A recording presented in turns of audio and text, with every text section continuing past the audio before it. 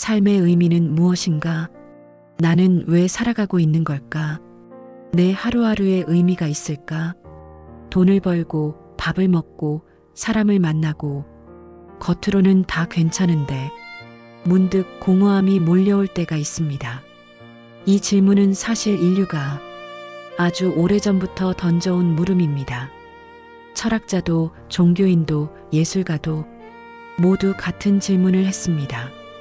삶의 의미란 무엇일까? 오늘은 이 주제를 가지고 차분히 그러나 깊게 함께 이야기를 나누어 보려 합니다. 삶의 의미를 묻는 건 단순한 호기심이 아닙니다. 그건 우리가 사람답게 살아가려는 본능이기 때문입니다. 여러분, 동물과 인간의 가장 큰 차이는 뭘까요? 동물은 먹고 자고 살아가는 것만으로 충분합니다. 하지만 인간은 다릅니다. 우리는 단순히 생존을 넘어서 왜 살아야 하는가를 묻습니다. 이 질문이 바로 우리의 삶을 지탱하는 힘이 됩니다. 심리학자 빅터 프랭클은 수용소의 극한 상황 속에서도 사람들을 버티게 만든 건 바로 삶의 의미라고 말했습니다. 그는 이렇게 말했죠. 삶의 의미를 아는 사람은 어떤 고통도 견딜 수 있다. 여러분도 경험 있으실 겁니다. 아무 이유 없이 해야 하는 일은 금세 지치고 포기하고 싶습니다. 하지만 누군가를 위해 내 꿈을 위해 하는 일은 고돼도 버틸 수 있죠. 이 차이를 만드는 게 바로 의미입니다. 삶의 의미는 거창한 게 아닙니다. 어떤 사람은 가족을 지키는 데서, 어떤 사람은 작은 성취에서, 또 다른 사람은 나눔과 봉사에서 삶의 의미를 느낍니다. 현대 사회는 점점 더 바빠지고 속도는 빨라졌지만 그만큼 공허함도 커졌습니다. 나는 왜 이렇게 열심히 사는데 자꾸 허무할까? 많은 사람들이 이렇게 말합니다. 그 이유는 단순합니다. 우리는 성취만 쫓으면서 정작 그 속에서 의미를 찾지 못했기 때문입니다. 여러분, 지금의 삶이 힘들고 지치신가요? 그렇다면 이렇게 스스로에게 물어보세요. 나는 무엇 때문에 이 길을 걷고 있는가? 내가 지키고 싶은 건 무엇인가? 삶의 의미를 묻는 순간 우리는 단순한 생존을 넘어서 더 단단한 삶을 살아가게 됩니다. 여러분, 혹시 이런 순간 경험해 보셨나요? 열심히 공부해서 원하는 학교에 갔는데 막상 다니고 보니 허무함이 밀려올 때, 필사적으로 취업해서 안정된 직장에 들어갔는데 몇 달 지나니 공허해지는 순간, 분명 바라던 걸 손에 넣었는데 이상하게 마음은 텅 빈 것 같은 경험 말입니다. 왜 이런 일이 일어날까요? 그건 우리가 성취와 의미를 같은 것으로 착각하기 때문입니다. 성취는 잠시 기쁨을 줍니다. 합격, 승진, 목표 달성. 그 순간은 분명 짜릿합니다. 하지만 시간이 지나면 그 성취가 나에게 어떤 의미인지 새롭게 묻게 됩니다. 만약 그 성취가 내 가치와 연결되지 않는다면 곧 허무함이 찾아옵니다. 현대 사회가 특히 그렇습니다. 물질은 풍요롭고 선택지도 넘쳐나는데 왜 사람들은 더 외롭고 공허할까요? SNS를 켜면 누군가는 여행 중이고 누군가는 성공 소식을 전합니다. 겉으로는 다들 행복해 보입니다. 그런데 정작 나 자신은, 나는 뭐 하고 있는 거지? 내 삶은 어떤 의미가 있지? 라는 질문 앞에서 멈칫합니다. 이럴 때 찾아오는 감정이 바로 허무입니다. 허무는 마치 그림자처럼 성취 뒤를 따라옵니다. 채우려 해도 채워지지 않는 묘한 공허감이죠. 철학자 니체는 허무를 가장 큰 현대인의 병이라 했습니다. 많이 가졌지만 의미는 놓친 상태, 겉으로는 번듯하지만 속은 텅 비어 있는 삶을 가리킵니다. 여러분도 혹시 이런 생각 드신 적 없나요? 이렇게 살아서 뭐하지? 끝까지 가면 결국 다 사라지는 거 아냐? 이 질문은 두렵기도 하지만 동시에 삶을 더 깊이 들여다보라는 내면의 신호이기도 합니다. 허무와 공허는 피할 수 없습니다. 인간이라면 누구나 한 번쯤 부딪히게 되는 벽입니다. 그러나 중요한 건 그 벽 앞에서 멈추지 않는 겁니다. 허무를 피하지 않고 바라볼 때 비로소 새로운 의미를 찾을 기회가 열립니다. 예를 들어 승진의 허무 뒤에 나는 왜 이 일을 하고 있지? 라는 질문이 따라옵니다. 그 순간부터 단순한 돈벌이가 아닌 일의 의미를 찾기 시작할 수 있습니다. 공허는 삶이 보내는 메시지입니다. 너는 아직 진짜 의미를 찾지 못했다. 이 신호를 무시하면 허무는 더 깊어지고 삶은 더 무거워집니다. 하지만 이 신호를 받아들이면 오히려 새로운 길이 열립니다. 허무는 끝이 아니라 깊은 의미로 들어가는 입구입니다. 여러분, 지금 허무함을 느끼고 계신가요? 그렇다면 자신을 탓하지 마세요. 그건 잘못된 게 아니라 의미를 찾으라는 초대일 뿐입니다. 허무를 경험한 사람만이 의미를 더 절실히 붙잡을 수 있습니다. 그 공허의 그림자 뒤에서 삶의 빛이 더 선명해집니다. 다음 장에서는 우리가 의미를 발견하는 중요한 통로, 바로 관계 속의 의미를 이야기하겠습니다. 여러분, 우리는 종종 이렇게 말합니다. 사람은 혼자 살아갈 수 없다. 이 말은 단순한 격언이 아닙니다. 삶의 의미를 찾는 데 있어서 관계는 가장 중요한 열쇠이기 때문입니다. 인간은 태어날 때부터 누군가의 품에 안겨 살아갑니다.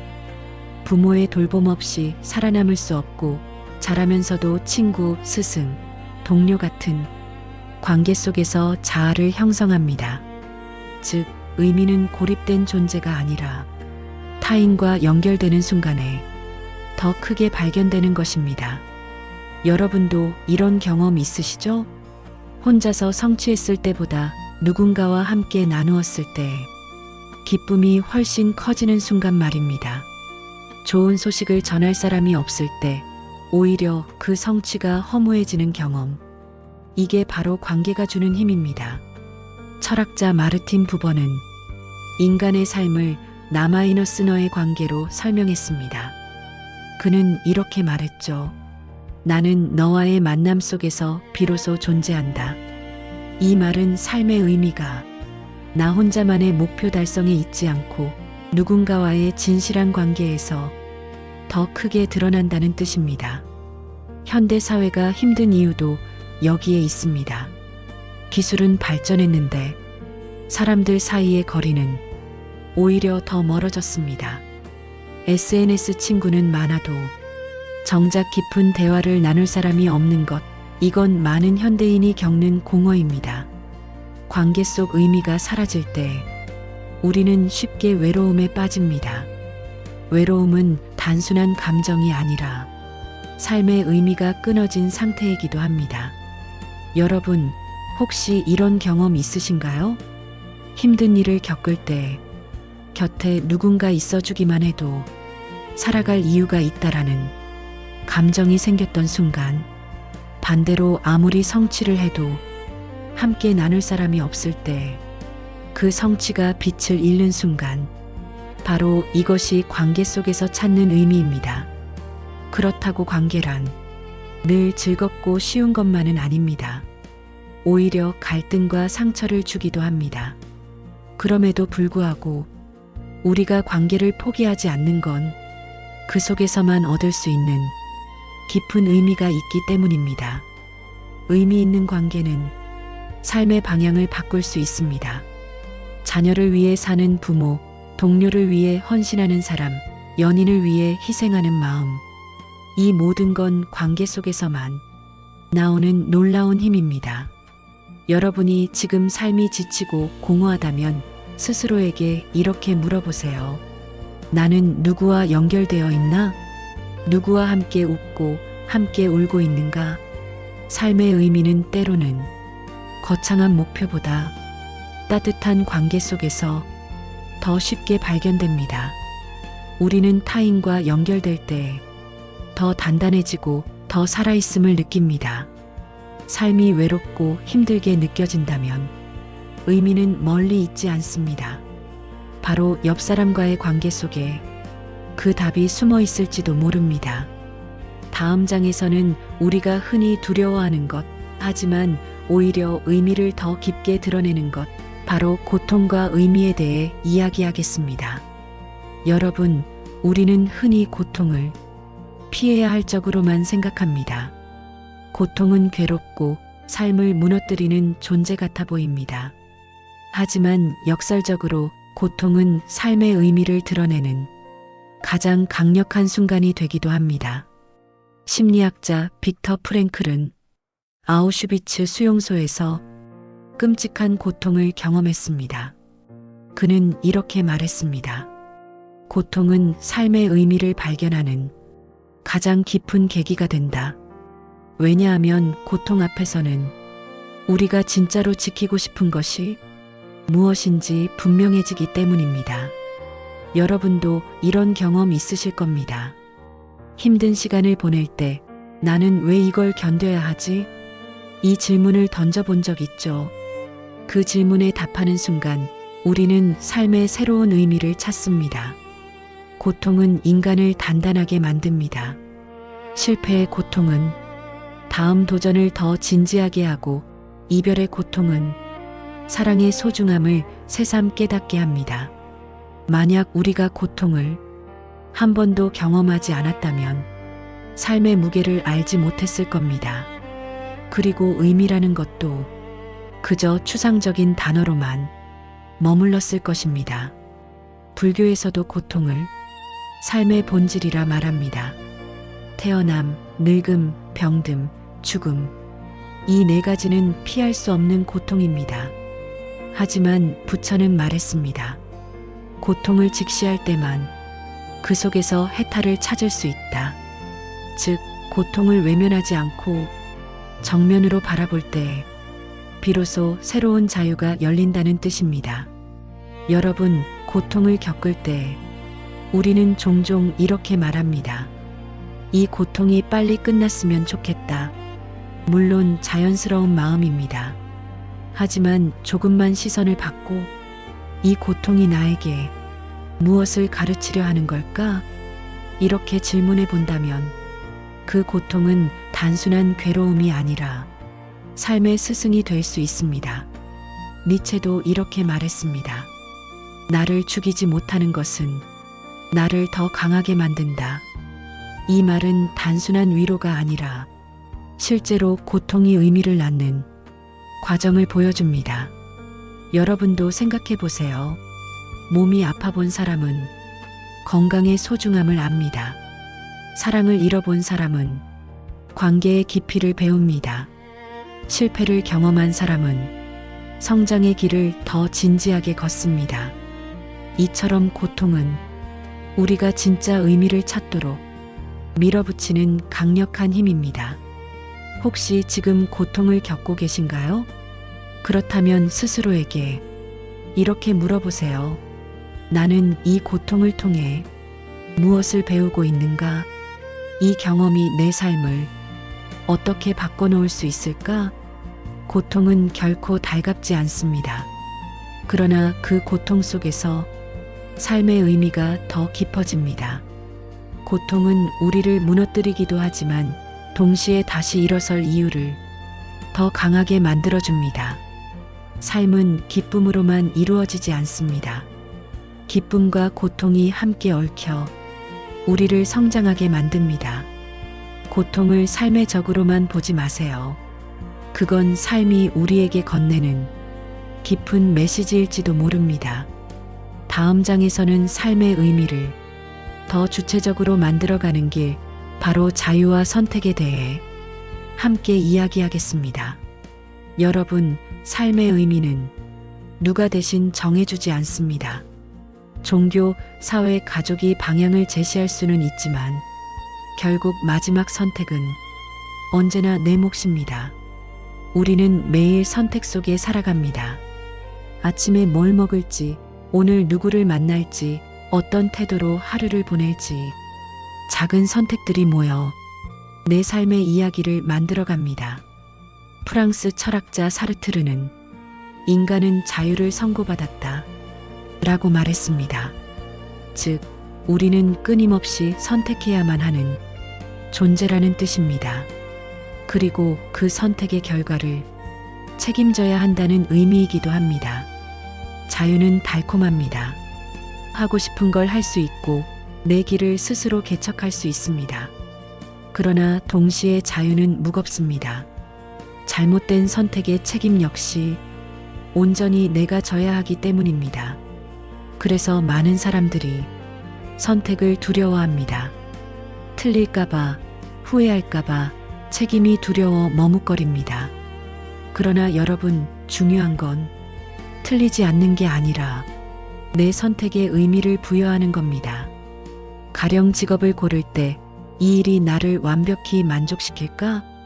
정답은 없습니다. 대신 이렇게 묻는 게 더 낫습니다. 이 선택을 통해 나는 어떤 가치를 실현할 수 있을까? 자유는 우리에게 두려움도 주지만 동시에 삶을 창조할 기회도 줍니다. 선택을 통해 우리는 단순한 생존이 아니라 나만의 삶을 만들 수 있습니다. 여러분도 경험 있으실 겁니다. 억지로 시켜서 한 일보다 내가 선택해서 한 일이 더 오래 기억에 남고 더 큰 의미를 주었던 순간 말입니다. 그건 결과가 좋아서가 아니라 내가 자유롭게 선택했다는 사실이 삶에 무게를 실어주기 때문입니다. 물론 자유와 선택은 늘 불안을 동반합니다. 하지만 그 불안을 피하면 우리는 결코 의미 있는 삶을 살 수 없습니다. 삶의 의미는 주어지는 게 아니라 스스로 만들어가는 것입니다. 그리고 그 시작은 바로 오늘 내가 내리는 작은 선택들에 있습니다. 여러분, 혹시 지금도 중요한 결정을 앞두고 흔들리나요? 그렇다면 이렇게 물어보세요. 내가 진짜 지키고 싶은 가치는 무엇인가? 이 질문에 답하는 순간 당신의 선택은 더 단단해질 것입니다. 자유는 때로 두렵지만 그 두려움 속에서만 우리는 진짜 의미를 만납니다. 삶의 의미는 결국 내가 선택하고 책임지는 태도에서 피어나는 꽃과 같습니다. 다음 장에서는 삶의 의미를 더 풍성하게 해주는 통로, 바로 일과 창조성에 대해 이야기하겠습니다. 여러분, 우리는 하루의 대부분을 일에 쓰며 살아갑니다. 그래서 일은 단순한 생계수단이 아니라 삶의 의미를 만들어내는 아주 중요한 무대가 됩니다. 하지만 많은 사람들은 일을 그저 돈을 벌기 위한 고된 노동으로만 생각합니다. 그래서 출근길은 늘 무겁고 업무는 버거운 짐처럼 느껴지죠. 그러나 관점을 조금만 바꾸면 일은 삶에 깊은 의미를 줄 수 있습니다. 예를 들어 의사가 환자를 살리는 순간, 교사가 학생의 성장을 바라보는 순간, 배우가 무대에서 관객과 호흡하는 순간, 그 일은 단순한 노동이 아니라 의미 있는 사명이 됩니다.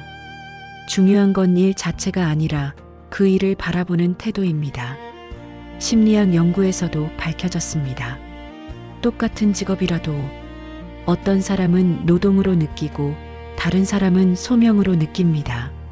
소명으로 느끼는 사람일수록 삶의 만족도와 행복감이 훨씬 높았습니다. 여러분, 혹시 지금 하는 일이 힘겹게만 느껴지나요? 그렇다면 이렇게 물어보세요. 내가 하는 이 일이 누구에게 어떤 의미가 될 수 있을까? 단순히 돈을 버는 일이 아니라 가족을 지탱하는 힘, 누군가에게 도움을 주는 기회, 내 안의 가능성을 키우는 과정으로 본다면 그 일은 전혀 다른 빛을 낼 수 있습니다. 그리고 또 하나, 삶의 의미는 창조성에서 피어납니다. 창조성이란 거창한 예술 활동만이 아닙니다. 아이디어를 내고 새로운 방식을 시도하고 작은 문제를 해결하는 것 자체가 창조적인 행위입니다. 창조성은 인간만이 가진 능력입니다. 새로운 것을 만들고 없는 길을 열어가는 순간 우리는 깊은 만족과 의미를 느낍니다. 여러분도 이런 경험 있지 않나요? 어렵게 고민하던 일을 해결했을 때, 새로운 아이디어로 성과를 냈을 때, 그 순간 단순한 보상 이상의 큰 보람이 찾아오지 않았나요? 창조는 의미를 낳습니다. 왜냐하면 창조는 세상에 내가 흔적을 남기는 행위이기 때문입니다. 내가 만든 것, 내가 시도한 것이 세상에 남아 누군가에게 쓰이고 다른 사람의 삶에 영향을 줄 때 우리는 강한 의미감을 느낍니다. 삶의 의미를 찾고 싶다면 이를 단순한 노동으로만 보지 말고 그 속에서 작은 창조를 시도해 보세요. 새로운 방식을 고민하고 작은 개선을 만들어내고 내 이름으로 남을 무언가를 만들어내는 과정 속에서 삶의 의미는 깊어집니다. 여러분, 오늘 하루도 일 때문에 힘드셨나요? 그렇다면 이렇게 생각해 보세요. 내가 하는 이 일 속에 작지만 분명한 의미가 숨어 있다. 그 순간 일은 고통이 아니라 삶을 빛나게 하는 무대가 될 수 있습니다. 다음 장에서는 삶의 의미를 더욱 강렬하게 드러내는 순간, 바로 시간과 유한성에 대해 함께 이야기 나누겠습니다. 여러분, 혹시 이런 생각 해보신 적 있나요? 만약 내가 영원히 살 수 있다면 삶은 지금과 어떻게 달라질까? 겉으로는 좋을 것 같지만 사실 영원한 삶은 우리를 게으르고 무의미하게 만들 겁니다. 왜냐하면 끝이 없다는 건 지금이 특별하지 않다는 뜻이 되니까요. 삶의 의미는 바로 유한성에서 비롯됩니다. 우리가 언젠가 반드시 죽는다는 사실이 매 순간을 소중하게 만드는 겁니다. 시간은 누구에게나 공평합니다. 아무리 부자라도 하루 24시간을 넘어설 수 없습니다. 이 유한한 시간을 어떻게 쓰느냐가 삶의 의미를 결정합니다. 여러분도 이런 경험 있으시죠? 시험을 앞두면 공부에 집중이 잘 되고 마감이 다가오면 능률이 올라갑니다. 마감이라는 끝이 있기 때문에 시간이 더 소중해지는 겁니다. 삶도 마찬가지입니다. 끝이 있다는 걸 알기에 우리는 오늘을 허투루 보낼 수 없습니다. 철학자 하이데거는 인간을 죽음을 향한 존재라 했습니다.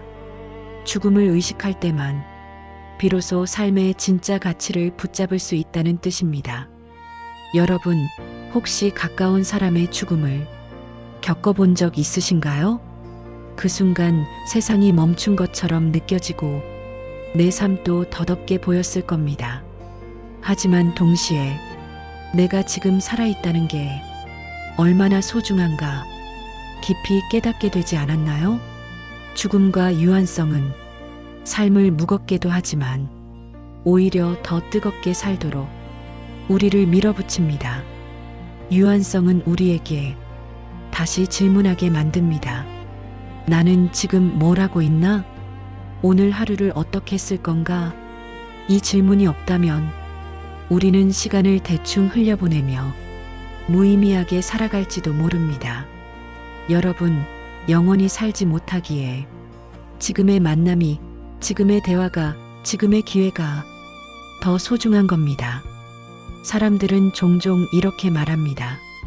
내일 하면 되지. 하지만 내일은 결코 보장되지 않습니다. 오늘의 선택과 행동만이 내 삶을 실제로 채우는 순간입니다. 죽음을 의식하는 건 두렵지만 동시에 선물입니다. 그 의식이 삶을 더 깊게, 더 의미 있게 만들기 때문입니다. 오늘 하루가 버겁게 느껴지나요? 그렇다면 이렇게 생각해 보세요. 내게 남은 시간이 무한하지 않다. 이 깨달음이 바로 삶을 충만하게 만드는 시작입니다. 삶의 의미는 결국 끝이 있다는 사실에서 자라납니다. 유한하기 때문에 우리는 더 사랑하고, 더 배우고, 더 도전할 수 있는 겁니다. 다음 장에서는 마지막으로 삶의 의미를 완성하는 여정, 바로 나만의 길에 대해 이야기하겠습니다. 여러분, 우리는 태어나서부터 수많은 길 위에 놓입니다.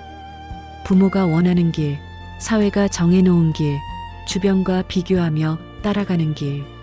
그래서 종종 이렇게 묻습니다. 내가 걷는 이 길은 정말 내 길일까? 삶의 의미는 남이 정해준 길에서는 온전히 발견되기 어렵습니다.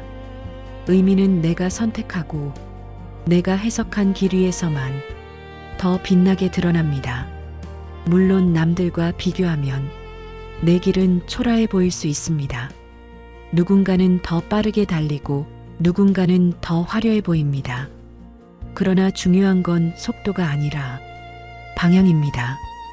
삶의 의미는 남보다 앞서가는 데 있지 않고 내가 걸어야 할 길을 끝까지 걷는 데 있습니다. 여러분도 이런 경험 있지 않나요? 남들이 보기엔 평범하지만 스스로는 진심으로 몰입했던 순간, 그 순간만큼은 비교도 두려움도 사라지고, 아, 이게 내가 걸을 길이구나 하는 확신이 생기지 않았나요? 철학자 키에르케고르는 말했습니다. 인간은 타인의 길을 살며 결국 자신을 잃는다. 남의 길을 따라가면 안전해 보이지만 결국 의미 없는 허무만 남습니다. 반대로 자기 길을 걷는 사람은 고통이 있어도 단단합니다. 왜냐하면 그 길은 누구도 대신 걸을 수 없는 오직 나만의 길이기 때문입니다. 삶의 의미는 정답이 아닙니다. 누가 대신 가르쳐 줄 수도 없습니다. 의미는 내가 내리는 해석이고 내가 걸어가는 과정 속에서 조금씩 드러납니다. 여러분, 지금 혹시 흔들리고 있나요? 이게 맞는 길일까? 내가 잘 가고 있는 걸까? 그 흔들림 자체가 당신이 스스로의 길을 진지하게 찾고 있다는 증거입니다. 나만의 길은 크고 특별할 필요가 없습니다. 작아도 괜찮습니다. 남들이 보기에 하찮아 보여도 내가 의미를 느낀다면 그게 바로 내 길입니다. 삶의 의미는 거창한 목표가 아니라 매일의 작은 선택과 실천 속에 있습니다. 오늘 내가 내딛는 발걸음이 남의 길이 아니라 내 길일 때 비로소 삶은 흔들리지 않습니다. 여러분, 이제 남의 길과 비교하지 마세요. 당신이 걷는 그 길 위에 이미 의미가 숨어 있습니다. 삶의 의미는 결국 나는 나답게 살고 있는가? 이 질문에 답하는 과정입니다. 흔들려도 괜찮습니다. 끝내 자기 길을 찾고 걷는다면 그 길은 반드시 의미로 채워집니다. 다음은 마지막으로 오늘 우리의 긴 여정을 마무리하며 엔딩 멘트를 나누겠습니다. 여러분, 우리는 모두 삶의 의미를 찾아 헤매는 존재입니다. 때로는 공허에 흔들리고 때로는 고통 앞에서 무너집니다. 그러나 중요한 건 의미를 잃지 않고 묻는 마음입니다. 삶의 의미는 멀리 있지 않습니다. 크고 거창한 성공에만 있지 않습니다. 오늘 내가 웃은 순간, 사랑하는 이와 나눈 대화, 내가 책임지고 한 작은 선택, 그 속에 이미 의미가 숨어 있습니다. 흔들려도 괜찮습니다. 그 흔들림은 당신이 진지하게 살아가고 있다는 증거입니다. 삶은 질문이고 의미는 그 질문에 우리가 내리는 답입니다.